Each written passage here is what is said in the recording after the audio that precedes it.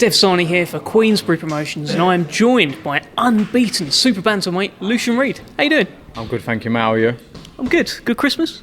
Not unbelievable Christmas. Spent it with the boys, so I'm happy. Good man.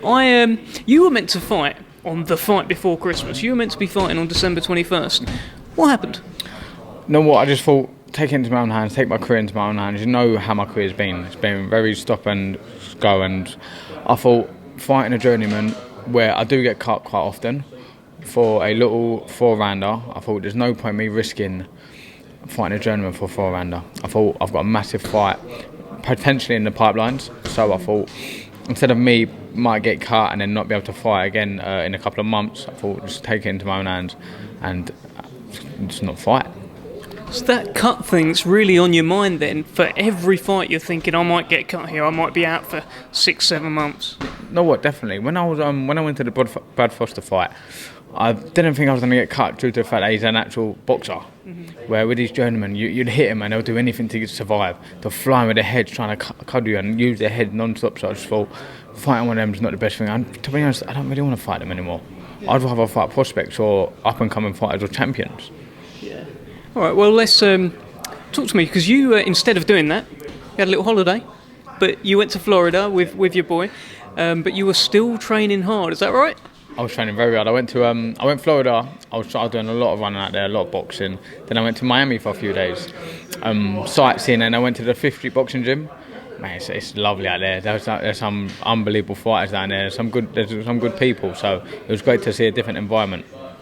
And there's some boxers in there, but you were telling me off camera, and I'm bringing it on camera, Lucien. I'm putting it on you. You were telling me that there were some Victoria's Secret models there as well. Talk to me. No, there was. There was a lot of them watching, a lot of them training. But listen, I'm a very good man. All I do is focus on boxing, so I don't focus on the women. But there was there, and a lot of fighters would love that. I bet you were putting in a little bit extra though, hitting that bag a little harder, making sure those abs were rippling, making as much noise as possible. No, I'm joking. I bet. So let's go back then to your fight with Brad Foster. Mm-hmm. You were quite vocal afterwards. It was given a draw, but you really felt as though you won. A lot of observers did as well. Mm-hmm. Talk me through that fight. How do you reflect on it? No, I'm happy. I'd done the full 12 rounds. I'm happy I didn't stop him, because now I know I can do 12 rounds. And to be honest, I was actually trying to pace myself. Like I let him have 7, 8, and 9 off. So I let him have them rounds when I didn't need to. Because I was, to be honest, it was my first 12 round. I didn't box. I boxed 8 rounds about 9 months before that. So I thought, let me just pace myself at this fight. I know I can do 12 rounds easy, and I'll prove it in there. And this time, I don't want it to go to the judges. I don't want to get robbed again. So I'm going to take it into my own hands, and I'm going to go for it. Do you think you can knock him out? 1,000,000%. I've heard from various sources. I've heard from people who he's spoken to that I've won with him a few times in that fight, where he didn't hurt me once, not once. I've only ever had one person hurt me, so you know what I mean. I'm looking forward to going there again and trying to actually knock him out, because I know I could hit him big, but I wouldn't ever try to go for the knockout. Where this time I will go for it. There's been a few noises from you about perhaps he won't take this fight, perhaps he'll go a different route rather than doing a rematch with yourself. Where's your head at with this now? Do you think it's going to happen? No, what I do think it's going to happen. I was thinking when I was 21, what did I want to do? I wanted to just fight and make as much money as possible. Mm-hmm. And that's really what he wants to do. And to be honest, I don't think he's got a bigger fight out there than me right now, because everyone knows that he got beat that fight. Everyone knows that he has to try, come back and prove that he didn't. So I think he will take the fight. I'm hoping he will, because then it's going to be a great old night.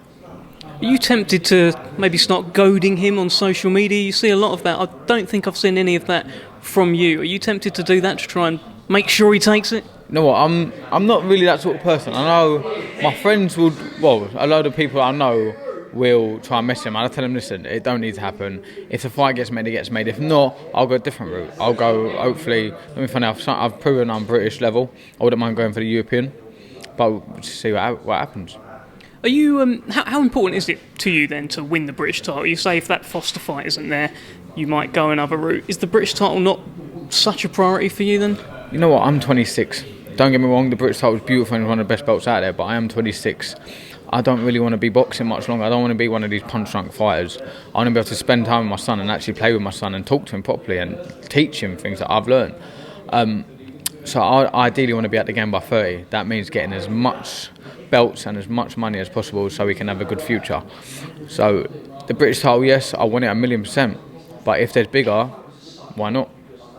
Hear a lot of boxers talk like that. I think Billy Joe Saunders, he said he'd be out of the game by 30. He wants to be completely done. I think he might be 30 now. If he's not, he's 29. Do you think it's realistic that you can get all of your work done in the next 4 years, make enough money, and then retire? No, hopefully, because I am putting things into place. Like I do want to get my own gym. I want to get my own houses. So I've got a little plan that I want to do. I'm not stupid. I've got great parents behind me who tell me exactly what's the best way to go about my life. So if I can't get past 30, don't get me wrong, I will be trying again. But if I can get out at 30, I will. How are you feeling now about your career? You've had 10 fights, that's right.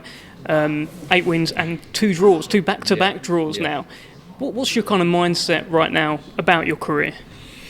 Just win, no matter what. I've been grafting non-stop to make sure this fight doesn't, the same thing doesn't happen from the last fight to this fight.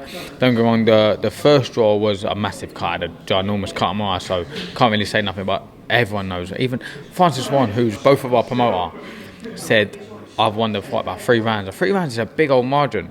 So, listen, I ain't going for a loss again. I ain't going for the draw either. I'm going to. If the fight with Brad Foster doesn't happen, do you look at the kind of super bantamweights out there and say, oh, I'd fancy a bit of him, I could beat him. Do you look at the kind of wider landscape? Not as such, because to be honest, Brad Foster's been on my mind for months. It's just something I've been obsessing about. Like, I need to revenge that because I know I didn't lose that. I've looked at that TJ Doherty, but he got beat, didn't he? Yeah. He got beat for the title, so I just want to get as many belts and as much money as possible for the baby. So that's all I'm looking at. Whoever's got a belt, I'm coming. That's fair enough. So tell me then, we're heading into 2020. We're in 2020 now. Any New Year's resolutions? Win as many belts as possible. It's as simple as that. Like I said, I want to make sure my son has a great life. I want to take him on holiday as well. So after this fight, I think I've got Mexico booked, and then I'm taking my son back to Florida because I went to Orlando, I went to Disney, and it was unreal. So I want to take my son there and let him experience that. Good man. All right. Well, good luck, and hopefully this rematch gets announced very soon. And I'm sure we'll see you very soon, Lucien. Appreciate that. Thank you so much.